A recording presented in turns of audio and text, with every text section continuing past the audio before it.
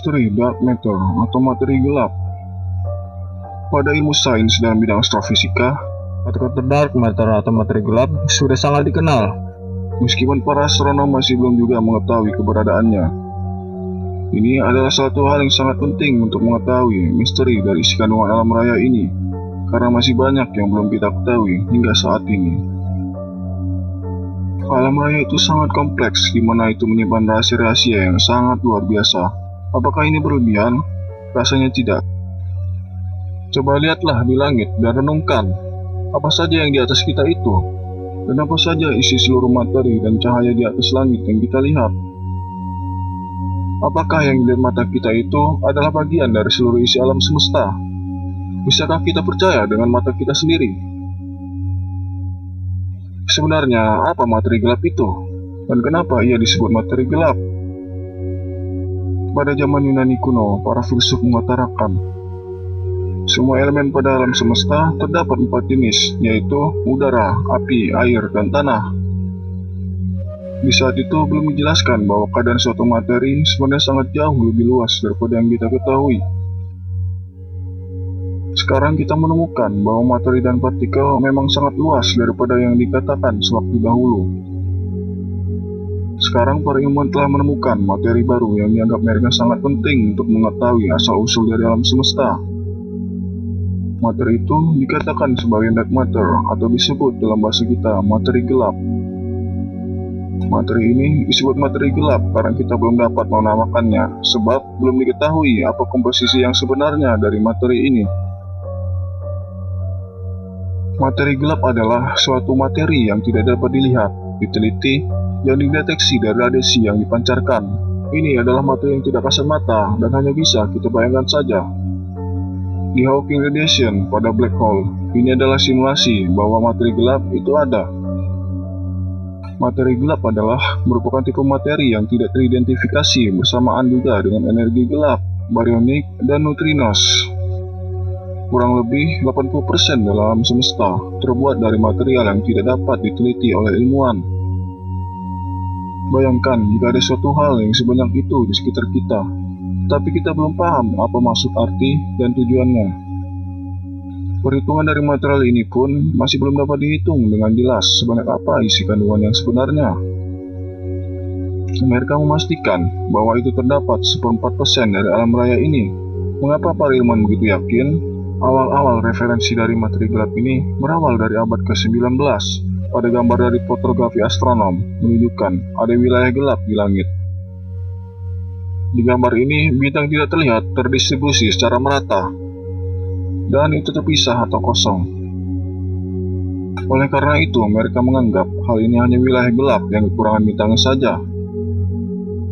Atau ada material yang menutupi penglihatan dari bintang yang lainnya.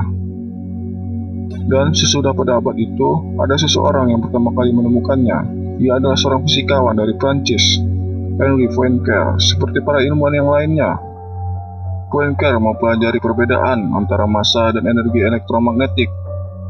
Namun, ia tidak sengaja menemukan suatu hal yang tidak biasa. Ia menemukan konflik antara prinsip aksi reaksi dan teori dari Lorenz Eder. Saat itu, ia mencoba menemukan apakah pusat galaksi masih bergerak dengan kecepatan seragam saat medan elektromagnetik disertakan. Kemudian ia telah menyadari bahwa prinsip aksi reaksi tidak berlaku pada hal itu. Maka para ilmuwan setuju untuk mengakuinya sewaktu menghitung massa dari objek besar di luar angkasa. Di waktu mempelajari pergerakannya, para astronom menyelidiki galaksi spiral dan menduga untuk bisa melihat materialnya, serta berharap bahwa di dalamnya lebih cepat daripada tepi luarnya. Namun yang mereka temukan malahan, bintang di kedua lokasi tersebut berjalan pada kecepatan yang sama. Saat diteliti lagi, suatu hal yang terduga ini mengindikasikan bahwa sebenarnya pada galaksi mengandung lebih banyak massa daripada yang dilihat oleh mata. Studi dari galaksi berbentuk bulat panjang atau elips juga mengindikasikan kebutuhannya akan massa lebih besar daripada objek yang terlihat. Ini menimbulkan kesimpulan bahwa kelompok dari galaksi akan terbang berantakan jika massa yang dapat terlihat mengandung pengukuran astronomi konvensional. Jadi, mereka harus mulai dari awal lagi saat menelitinya karena kesalahan perhitungan mereka. Sudah sejak pada tahun itu juga, pada penelitian tentang galaksi, para ilmuwan mengindikasikan alam semesta mengandung material yang sangat banyak daripada yang dilihat dari teleskop dan mata telanjang kita. Hubungan kaitan ini sudah sangat jelas dan semakin berkembang, namun tidak ada bukti secara langsung jika materi gelap ini memang telah terdeteksi pada radiasinya.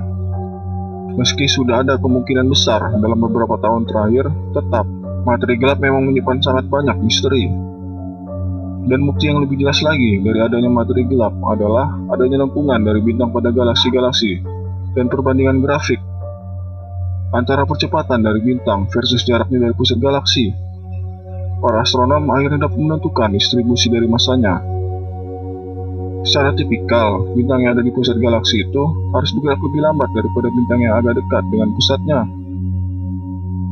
Seperti planet Neptunus yang bergerak mengelilingi matahari lebih lambat daripada pergerakan Merkuri dengan matahari. Percepatan pemutaran bintang dan galaksi malah terlihat sebaliknya. Dalam mempelajari apa sebenarnya isi materi gelap ini, para ilmuwan menyelidiki material-material yang sangat familiar di alam raya, dikenal sebagai materi barionik. Itu terdiri dari proton, neutron, dan elektron. Materi gelap mungkin bisa saja terbuat dari materi barionik atau non-materi barionik, yang bersama memegang elemen dari alam semesta yang sebanyak 80% dari materialnya. Sebagian ilmuwan berpikir ia terbuat dari materi barionik reguler.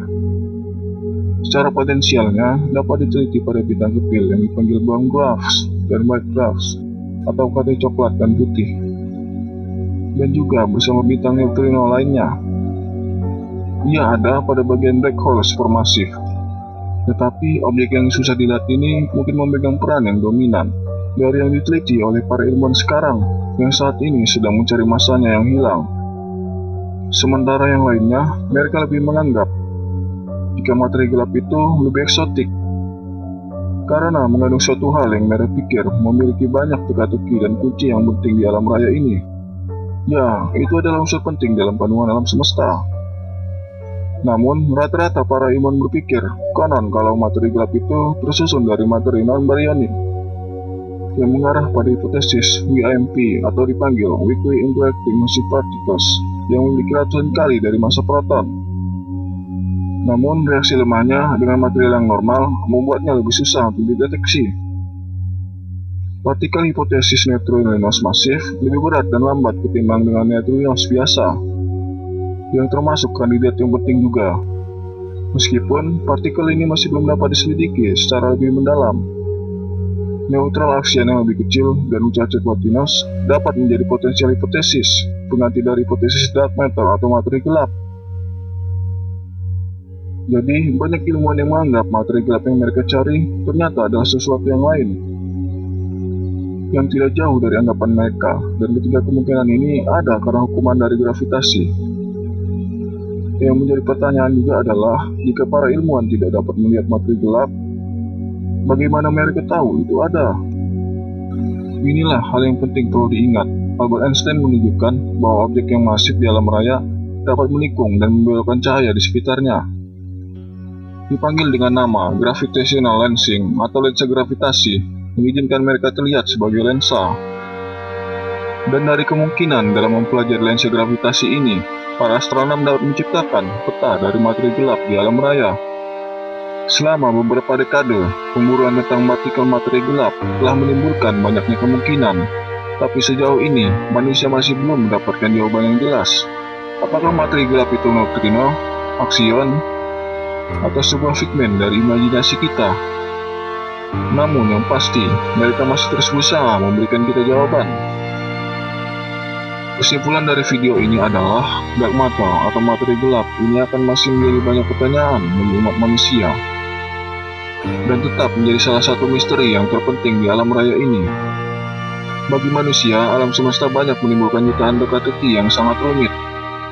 Seperti Tuhan tidak ingin kita untuk mempelajarinya. Meskipun begitu, manusia sepertinya tidak akan pernah lelah untuk tetap mencari tahu kebenarannya.